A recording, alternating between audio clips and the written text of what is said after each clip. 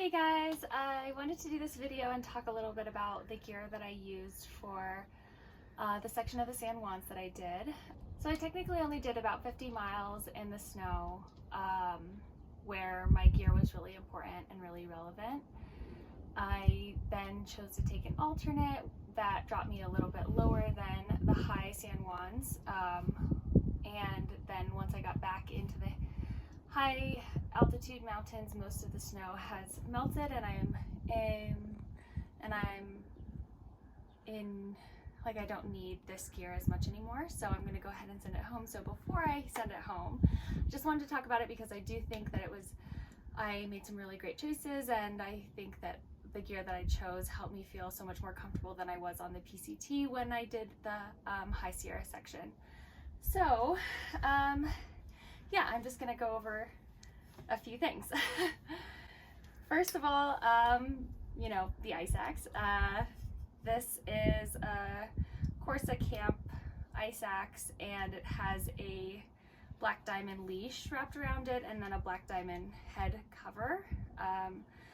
So if I ever was crossing a snowy traverse where I felt like it was important for me to be able to self-arrest if I slid down a mountain, I would take this on my pack and put it on the high side and stab it into the ground. I do recommend you looking into how to use an ice axe if you ever do purchase one and then need to take one into the snowy mountains.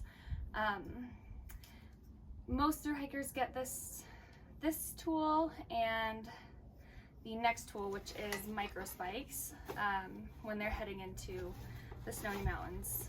So I got the Hill Sound microspikes, and I really liked these microspikes more than, I think I used Catula on the PCT, but I liked that these microspikes, the Hill Sound, wrap around your, like they have this Velcro strap that wraps around your shoe, and so the microspike has extra protection from falling off. And I know quite a few hikers that had their microspikes pulled off when they post holed, and they would have to like dig it out. So I thought that the Hill Sound microspikes were a really good choice for this trail. I'm not sure how much any of this weighs, but I just know that it definitely added weight to my pack. But they don't seem too heavy. So these are the two main items that you bring into the snowy high elevation mountains. But I also added a few other pieces of gear that I thought I'd share. Next, these are not quite dry socks, but they're like wading socks for fishing. I found them in this random fishing store along the trail, and they're a Patagonia brand, and basically they didn't keep my foot dry like other hikers are wearing dry socks. I've never tried dry socks, but these kept my feet warm when they were wet. So even though I crossed many icy rivers and was post holing and my feet were getting soaked with snow, they never really felt scary cold, like frozen, because of these. So I was really happy I had these. I still wore my Injun G's and then my Darn Toughs and then these. No, actually, I just wore my Injun G toe sock liners and then these. And I skipped the Darn Toughs because it just made my foot was too bulky for my shoe if I kept the Darn Toughs on. So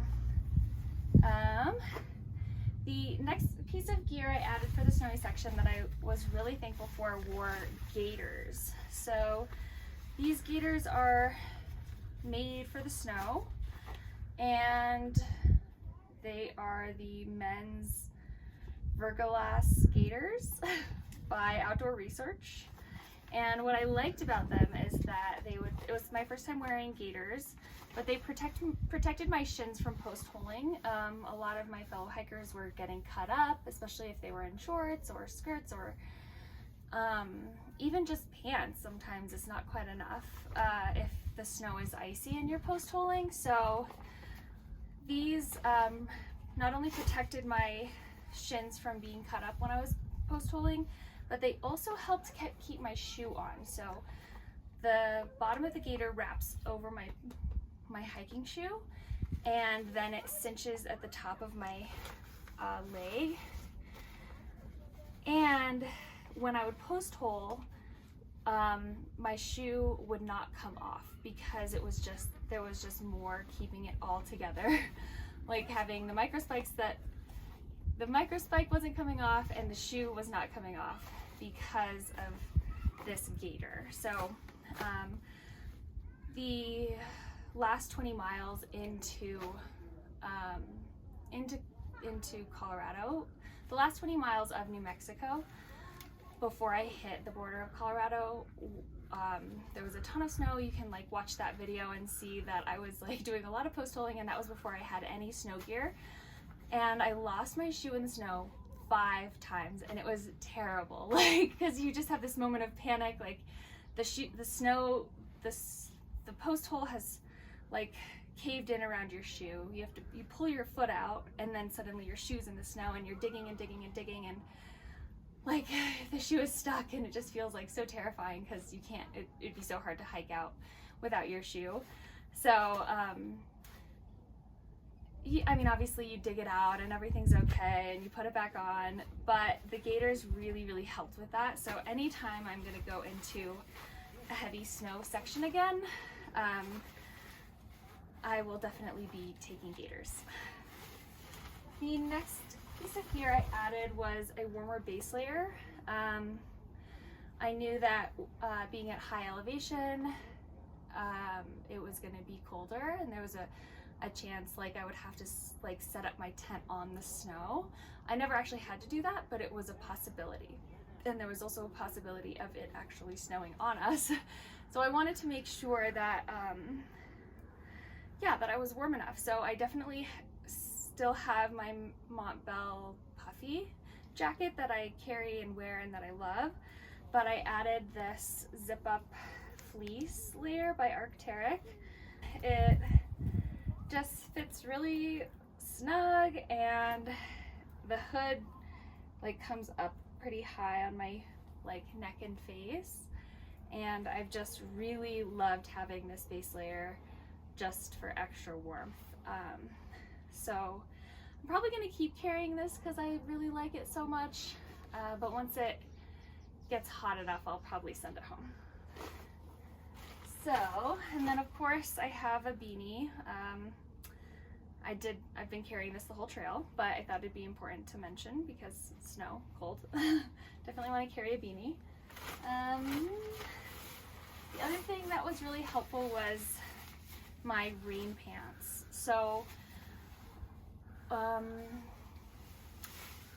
these were just an additional layer of protection when post-holing and when walking in the snow.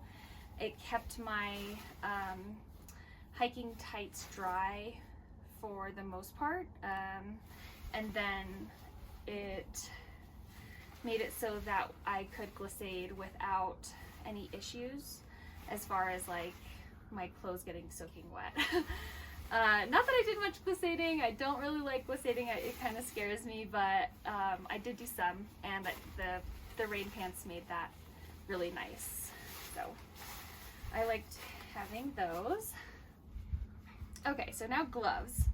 I've been carrying one pair of gloves the entire trail, but I remember in the High Sierra, like sometimes my gloves would just get soaking wet and super freezing, and I would end up putting a pair of socks on my hands.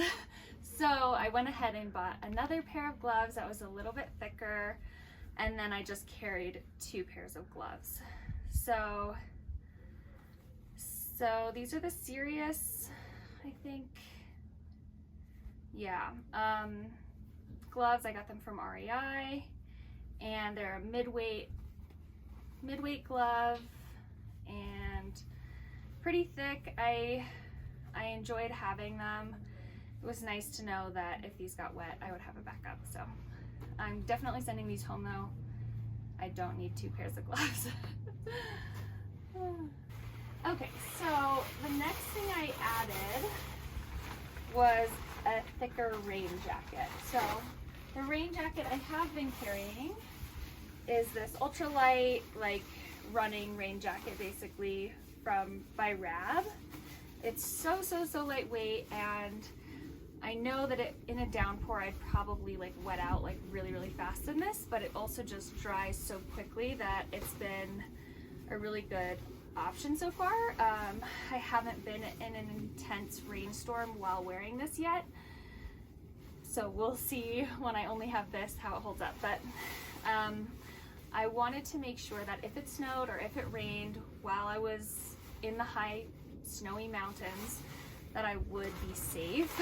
So I upgraded to a thicker rain jacket. I think this one's still only like 8 ounces, but it's definitely like more durable and thicker. It's the Arc'teryx, I think it's like Zeta or something. It's just a lightweight Arc'teryx women's rain jacket. I think it weighs like 8 ounces. And so I've really enjoyed having this. Sometimes I would wear this and my rain pants at night just for the extra warmth. I felt like really insulated when I wore them. So I would definitely bring this again, and I still am on the fence about keeping it out here, or especially with the afternoon thunderstorms that are going to be coming our way. I have a couple more things. I kept my umbrella. I've also been carrying this the whole trail. It was for the sun in the desert, and I wanted to hold on to it for the rain or snow, and I would carry it again just in case, because it did like rain and hail on us, but like during my 50 miles in the high San Juans, but we were at camp pretty much, so I did not end up using this, but it doesn't mean I want it. So that's something I brought that's relevant. And last thing in this bag is an extra battery bank. So I know that just in scenarios where it's more dangerous or you have to be more just aware that things can go wrong, I felt like it was really important to have an extra battery just in case my other ones died, or anything could happen. So I added a Rav Power battery bank that has 10,000 milliamp hours power. So I really liked this so far, and I liked having it out there in the San Juans. And lastly, I added this just before the San Juans because of the sun and the glare from the snow. I knew I would want like a little bit extra protection on my ears, and I'm definitely just going to keep this hat. I love it so far. I feel like way more protected from the sun than when I was just wearing my little ball cap, and then also my sunglasses. I finally ended up getting like these cords that help my sunglasses stay cinched to my head, because I know that the whole, like almost all of New Mexico, I was like always pushing my glasses up. So I added a sunglasses cord that cinches, and so that's good. My opinion might not seem that relevant because I didn't do all of the high San Juans, and I only did 50 miles roughly of like a lot of snow. But I think those 50 miles count for something, especially since I went into the PCT, like the High Sierra on the PCT when it was really snowy, and I did that, I did all of, like a month of snow.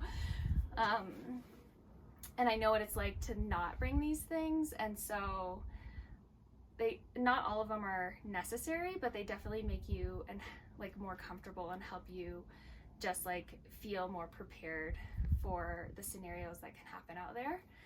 And so yeah, I just wanted to share, and I hope you enjoyed this video. If you have any questions about my gear, just let me know in the comments below, and thank you so much for watching. See ya.